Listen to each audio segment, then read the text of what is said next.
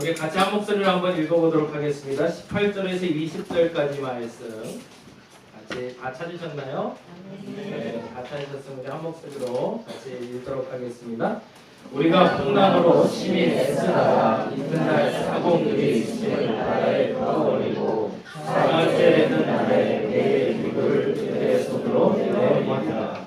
여러 날 동안 해도 별도 보이지 아니하고 큰 풍랑이 내리고 있음에 구원의 야망마저 없어졌더라. 아멘. 자, 오늘 우리 수고한 드로잉쇼인가요? 이게? 드로잉쇼라고 부르는 거죠? 예, 해줬던 분이 어디 계세요? 네, 손만 들어주세요. 예, 저분들 위해서 우리 박수 한번 합시다. 이거 처음도 너무 잘하네요. 예, 우리 선곡하신 분들 손만 잠깐 들어볼까요? 네, 손만 잠깐 들어봅시다. 네, 우리 이분들 위해서 박수 한번 하겠습니다. 오늘 선곡에 계신 모든 분들 위해서 우리 다시 한번 박수하겠습니다. 하나님께 영광 돌리면서 우리 박수 한번 하겠습니다. 감사합니다. 너무너무 좋은 시간이라 너무 행복하고 감사하네요. 자주 갔으면 좋겠는데 결혼하면 못 오는 거잖아요. 여기는 청년이라고 올 수 있으니까 기도할 때 청년기가 계속되도록 기도를 해야 돼요. 주여가 그건 안 되겠구나. 저희가 이제 사도행전을 보고 있어요. 성경을 저희는 이제 1월 1일부터 마태복음을 이제 한 장 한 장 보기 시작해서 이제 계속 보고 있는데 본문 중에 오늘 만난 본문이 사도행전 27장의 본문 예정입니다. 사도 바울이라는 사람이 여행을 가요. 그냥 놀러 다니는 여행이 아니라 전도 여행을 다니는데 1차, 2차, 3차 여행의 기간이 약 20년 동안 여러분 20년 동안 변하지 않을 수 있나요? 엄청난 거죠. 어마어마한 일을 하고 있어요. 저와 여러분이 그런 사람들이길 간절히 바랍니다. 네. 그렇다고 해서 편안했던 것도 아니에요. 가는 곳마다 나를 죽이려고 달려들고요. 뭔가 벨라치면 몽둥이가 날라오고 돌이 날라오는 거예요. 근데 그게 뭐가 좋다고 또 가요. 그리고 또 가고 또 가요. 풍랑을 만나 죽을 뻔한 것도 몇 번이고 매 맞아 죽을 뻔한 것도 몇 번이고 어느 날은 하도 맞아서 죽은 줄 알고 버리고 가요. 그런데도 또 가요. 뭐 때문일까? 무엇이 그를 그토록 변하지 않게 만들어준 힘이었을까가 중요하죠. 여러분 무엇을 잡고 사시나요? 평생 여러분이 변하지 않아야 될 그 무엇이 어떤 걸까요? 사도 바울의 마지막 3차 여행을 마쳐지고 가는 장소가 있었습니다. 그건 하나님의 약속이었습니다. 가라라는 명령이 있었습니다. 가라. 어디로? 로마. 어떻게도 몰라요. 누구를 만날지도 몰라요. 근데 또 하나 알려준 게 있었습니다. 너는 가라. 차라리 아브라함처럼 내게 너희가 복의 근원이 되게 하리라라는 선도 있었는데 너는 거기 가서 죽으리라. 근데도 가요. 왜요? 20년 동안 변치 않았던 힘이 무엇인지 그는 알고 있고 내가 그 죽을 고민을 넘기고도 끝까지 지켜내야 될 그 무엇 그것이 뭔지를 알고 있었기 때문에 바울은 그 길을 갑니다. 가지 못하게 막는 사람들이 있었어요. 어떤 사람들일까요? 나를 좋아해 주는 사람. 그게 더 속상해요. 나를 미워하는 사람이 가지 말라면 억지로 가고 싶을 것 같아요. 근데 나를 너무 좋아해서 심지어는 나 때문에 눈물 흘려주는 사람이 나 때문에 가지 말라. 그들이 신앙이 약한 사람들도 아니에요. 기도하는 사람들이고 내일을 아는 사람들. 근데 그 내일을 아는 사람들이 내게 말하기를 너 거기 가면 죽어. 가지 마. 라고 얘기합니다. 그래도 가요. 그리고 도착한 곳이 예루살렘이었습니다. 그리고 예루살렘에서 소위 말하는 기독교의 지도자들을 만납니다. 베드로와 야고보와 요한과 70명의 장로들을 만납니다. 그리고 그들을 통해서 아주 기쁜 소식을 전하게 됩니다. 내가 3차 여행을 다니면서 어마어마한 역사를 경험했고 죽다가 살아나게 되었고 죽었다가 살아난 사람도 있었고 복음 때문에 삶이 변한 사람들이 있었고 이제는 전 세계에 교회가 생기기 시작했다고 얘기합니다. 너무너무 감사해요. 근데 문제가 하나 생겼습니다. 그렇게 감사하고 좋은 소식을 듣는데 그걸 다 좋아하는 게 아니에요. 그 얘기를 듣고 있는데 누군가 일어나서 얘기를 하는 거예요. 죄송한데요. 당신 잘한 거 다 알겠는데 얼마나 열심히 살았는지도 다 알겠는데 당신에게 문제가 있어. 얼마나 속상하겠어. 당신에게 문제가 있어. 그 문제가 뭔지 알아? 당신은 율법을 어기고 있어. 그 율법을 지키지 않고 전하는 복음에 과연 힘이 있을까? 그거 힘 없어 라고 얘기해요. 그때 사도 바울은 어떻게 반응해야 될까요? 이 바보 같은 놈들아. 이미 율법은 끝난 거야. 끝난 게임 갖고 얘기하지 말고 그런 거 있잖아요. 월드컵 경기 끝나고 재방송 보면서 기뻐하는 사람들처럼 아니 왜 끝난 거 먹고 좋아하냐? 이미 끝난 거 말고 지금 시작되고 있는 일 앞으로 할 일에 집중해야지 라고 얘기하는 거 맞잖아요. 근데 사도 바울은 거기서 가리키려고 하지 않습니다. 제자들 그리고 그 장로들 70명 그들에게 가르침을 받고자 합니다. 그러면 내가 어떻게 하면 될까? 당신들이 원하는 대로 할게. 그때 장로 중에 하나가 일어나서 이렇게 얘기를 하는 겁니다. 당신이 율법을 지키는 척을 좀 해라. 그러면 사람들이 다 인정할 거 아니에요. 때마침 이게 지난주 설교예요. 때마침 우리에게 지금 규례를 행할 사람이 넷이 있다. 나시린이라는 규례를 행할 사람이 있는데 이 나시린 규례는 뭐냐면 사람들 중에 유대인이 태어나면서 하나님 앞에 거룩하게 살겠나라고 결심하는 사람이 있고 그거 말고 내가 죄를 지어서 혹은 하나님께 서운한 게 있어서 이 기간 동안은 내가 하나님 앞에 거룩하게 살겠노라고 말하는 때가 있습니다. 그때가 한 일주일 정도 돼요. 이때는 머리도 깎지 말아야 되고 독주를 좀 해야 되고 뭐 음탕한 생각이나 이런 거 전혀 하면 안 되는 그 기간이 끝나고 나면 하나님 앞에 정결 예식을 마쳤다는 의미에서 예물을 드리고 그리고 머리를 깎는 예식을 합니다. 때마침 우리에게 4명의 그런 사람이 있는데 그 중에 너도 들어가라 라고 얘기하는 거예요. 바울은 뭐 때문에 들어갈 수 있었을까요? 유대인에게 또 하나의 문제가 하나 있었는데 이방인과 접촉하면 죄입니다. 근데 이 사람이 어디를 전도하다 왔죠? 이방 나라를 전도하다 왔죠. 20년이나 돌아다니다 왔으니 너 더럽혀졌잖아. 그래서 정결례를 행할 수 있으니 이제 행하라 라고 얘기한 겁니다.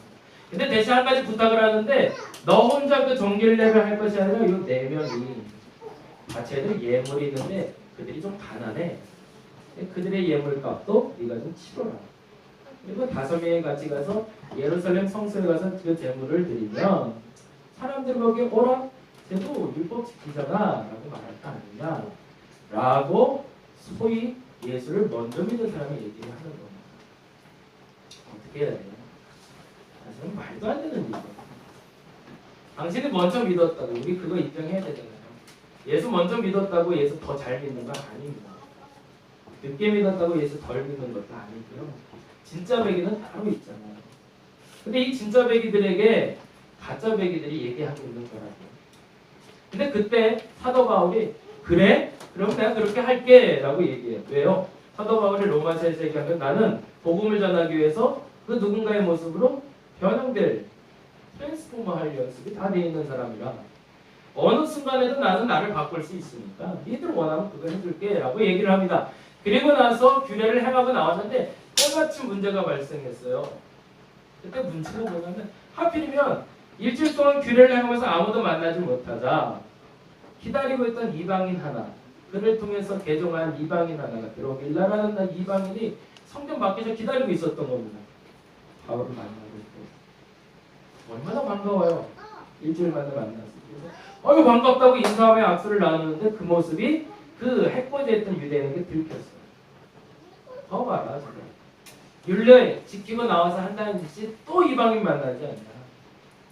성전 안에서 심지어 저렇게 만나는 거 보면 저건 율법 지킨 놈이 아니다 라고 고소하고 있어요. 그리고 결국에는 사도 바울은 그 자리에서 잡혀오고 그리고 우리가 잘 아는 로마의 호송의 여정이 시작됩니다. 근데 거기서 마지막 로마의 가이사 앞에 가는 장소에 대한 이야기가 오늘 본문 이야기입니다. 딱 출발을 하려고 보는데 내가 우리 둔산제일교회 청년들 와서 하는 모습 보고 제일 행복했던 모습이 뭐냐면 오자마자 기도하는 거예요. 너무 좋더라고요. 오랜만에 그렇게 기도하는 소리 들으니까 너무 좋았고요. 이분들이 일을 안 하고 기도를 해서 너무 좋았어요. 딴 데 가면요. 뭐 그렇게 하거든요. 선교 여행 왔다, 뭐 선교하러 왔다 그러면 오자마자 막 이렇게 뭐 설명하려고 바빠요. 뭐 해야 된다, 뭐 해야 된다, 뭐 하고 뭐 준비하고 목사님 장소가 어디에 막 이런 거 세팅하기 바쁘고 뭐 붙이기 바쁘거든요. 근데 이분들은 안 그러더라고요. 오자마자 인사가 안 하더라고. 지금 좀 나하고 인사를 해줘야 될 거 아니야. 인사할 시간도 안 줘. 그러더니 안더니 기다리게 하고 1시간을 기도를 하더라고요. 이 사람들 뭐지? 했어요. 잠깐 난 언제 등장을 하면 되나?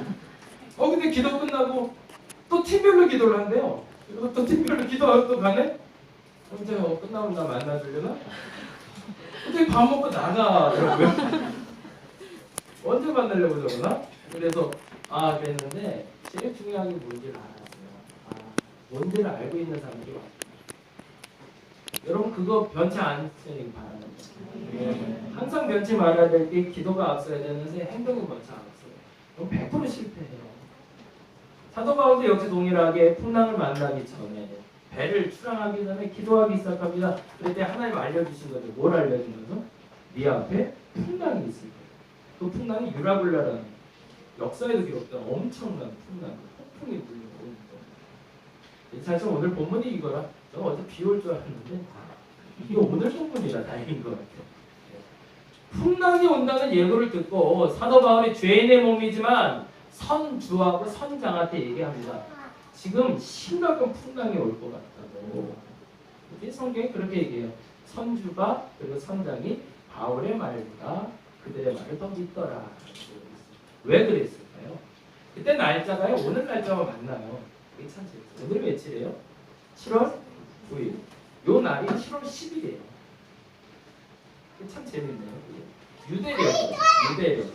유대교 날짜로 7월 10일 대속죄일입니다. 그건 무슨 말이냐면 우리 달력으로 하면 9월 25일경이죠. 10월 초기. 그때가 어떤 일이 벌어질 때냐면 전체적으로 우리나라 장마 지는 것처럼 유대 바닷가가 풍랑이 많이 일 때. 그러니까 선주와 선장도 알고 있었던 겁니다. 이때는 원래 바다가 위험하다는 걸 알고 있어요. 근데 그 와중에 바다에서 바자도 모르는 놈이 와서 나한테 기도한답시고 어렵다고 얘기하니 헛웃음 치는 거죠. 야 그건 삼척동자도 다 하는 얘기야. 지금 이맘때는 원래 비가 오게 돼 있고 이맘때는 원래 풍랑이야. 그 당연한 거 못하게 얘기하는 거야. 근데 바울이 말하는 그 풍랑은 개념이 좀 다른 풍랑이라고 있어요. 무슨 얘기를 하고 있었거든요. 너희들 죽어 같은 얘기를 하고 싶거든요. 너희들 이 풍랑 만나면 죽을 수 있어. 가지 말아야 돼. 근데 선주와 선장이 어떻게 했다고요? 바울의 말은 흑발기도 안 쓰고 출항하고. 대신 그들도 알기 때문에 조금 빨리 갔던 겁니다. 풍랑 만나기. 근데 요나가 그랬던 것처럼 출항하자마자 역시나 아주 순풍에 닿달듯이 가는 거예요. 날씨가 그렇게 좋을 수가 없는 거야. 봐봐라, 네가 하는 게 뭐가 있어? 맞지? 근데 며칠 안에 풍랑이 있었어요. 그리고 나서 오늘 보면에 이렇게 얘기합니다. 18절 볼까요? 18절 말씀. 자, 18절 같이 한번 읽어보겠습니다. 우리가 풍랑으로 심히 애쓰다가 이튿날 사람들이 짐을 바다로 풀어버리고 뭐하고 있어요? 인간적인 노력을 하고 있는 거예요. 우리는요 능력이 있어요. 우리 인생에 살아가면서 쓸 수 있는 뇌의 기능이 10%도 안 된다고 그러잖아요. 100%를 다 쓴다면 어마어마한 사람으로 살아갈 수 있을 거예요. 그럼에도 불구하고 10%의 뇌를 가지고도 우리는 한평생을 살아가는데 전혀 부족하지 않아요. 하나님은 어마어마하신 거죠. 근데 중요한 것은요, 이 노력을 통해서 빠져나갈 길도 있더라는 겁니다. 그래서 예수 안 되는 거예요. 예수 없어도 될 때가 많거든요. 내 노력으로도 되거든요. 그러니까 사공들은 자신들이 했던 그 노하우대로 이 풍랑을 이겨보려고 애를 쓰는 겁니다. 할 수 있겠거니 생각한 거예요. 왜요? 이맘때 항상 만났던 풍랑이고 이맘때는 항상 바다는 그랬으니까 이맘때를 위해서 준비한 배니까 가능할 거라 여겼던 거죠. 그런데 풍랑을 막으려고 애를 썼는데 될까요? 안 될까요? 안 되는 거죠. 그래서 심지어는 사공들이 짐을 바다에 풀어서 버리기 시작합니다. 왜? 배를 가볍게 하기 위해서. 근데 또 하나가 있습니다. 19절 읽으면서 같이 설명할게요. 19. 같이 읽어보겠습니다. 19절 시작. 사흘째 되는 날에 배의 기구를 그들의 손으로 내버리라. 근데 또 중요한 거 있어요. 짐을 버리는 것은 내가 배달해야 될 것들입니다. 내 소유는 아니에요. 사실은 그건 풍당 만나서 잃어버렸다면 이해가 되는 것들이에요. 근데 지금 사공들이 버리는 게 문제고 있어요. 뭐예요? 배의 기구들을 버려요. 배의 기구가 뭘까요? 지금 말은 뭐 모터도 있고 뭐 프로펠러도 있고 하겠지만 그때 돛이 있어야 됩니다. 배를 움직일 수 있는 모든 도구를 버려버리는 거예요. 이거 무슨 일을 하고 있는 거예요? 내가 할 수 없다는 걸 인정하기 시작하는 거예요. 왜냐면 그때 내가 할 수 있다 여겨지는 그 순간에 아까도 우리 청년들하고 얘기하면서 그 얘기 잠깐 했는데 하나님은 어느 순간까지 참고 하는 행동이 하나가 있어요. 뒤돌아가고 있어요. 인간이 할 수 있는 만큼 최대한 노력하게 만드십니다. 근데 할 수 있는 만큼 해봐. 그때까지는 등 돌고 계시다가 우리가 할 수 없는 한계점에 이르렀을 때 그것을 스스로 인정하고 내가 참 약하구나. 내가 할 수 있는 게 참 없구나.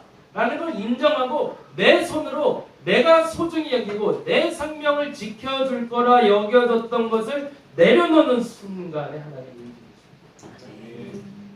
저와 여러분의 손으로 그것을 던질 수 있기를 간절히 바랍니다. 미리 알았으면 만나지 않았겠죠. 근데 세상 사람들은 이렇게 미리 안 만나지더라고요. 아까 우리 무언귀라고 하나요? 무언귀 중에 아무리 돈, 뭐 아무리 술, 뭐 아무리 좋은 여자, 아무리 온다 할지라도 그때 그 순간에 그 만끽은 할 수 있겠지만 그게 나를 구원할 수는 없겠더라고요. 제가 그제 세미나를 하나 갔다 왔는데 너무 마음이 아픈 아까도 얘기했지만 저는 소통을 굉장히 좀 중요시 여깁니다. 관계를 맺는 게 제일 중요하다고 여겨요. 근데 어떤 자살한 사람 이야기를 들었는데 혼자 죽기는 너무 억울한 건 아니고 자신이 없는 거예요. 용기가 없는 거죠. 그러면 죽지를 말지. 그래서 요새 인터넷 사이트에 그런 것도 있다며 자살 사이트? 그 친구를 모집한 거예요. 그 친구는 뭘까요? 같이 죽을 사람. 그래서 둘이 같이 여관방에 하나 들어가서 친구랑 둘이서 연탄불을 피워놓고 죽은 거예요. 혼자 죽기 무섭다고. 이게 친구인가요? 그렇게라도 친구 맺기를 원하는 거잖아요, 사람들은. 그렇게도 누군가에게 만나서 위로받고 싶고 누군가에게 문제를 해결받고 싶은데 그 문제를 그들이 해결해 줄 수가 없더라는 거예요. 뱃사공들도 알고 있었어요. 지금쯤에는 내가 할 수 없다는 것을. 그리고 내려놨습니다. 뭘요? 내가 할 수 있다라는 것. 내가 가장 소중히 여기는 것을 그 순간에 내려놓습니다. 그때 하나님이 바울 중에 다음과 같이 이야기하십니다. 오늘 제가 설교 부분 쓴 것 중에 중간 밑에 꿈의 두 번째 패러그래프 보시면 되는데 같이 한번 읽어보도록 하겠습니다. 여러 사람이라고 되어 있는 겁니다. 시작. 여러 사람이 오래 먹지 못하네. 바울이 가운데 서서 말하되 여러분이여 내 말을 듣고 그에 대해서 떠나지 아니하여 이 타격과 손상을 면하여 당하면 좋을 뻔하였느니라. 그렇죠. 차라리 그때 좀 말 좀 듣지. 내가 도망가는데 가지 말지. 조금만 이따 가자는 거잖아. 그때 말 좀 듣지. 근데 그렇게 예수 믿으려도 안 믿더라고요. 그때 좀 믿지 그랬어. 그 청년기에 믿었으면 그렇게 좋았는데 그때 좀 복음 전할 때 좀 믿지. 죽으라고 안 믿어요. 내가 할 수 있을 것 같거든.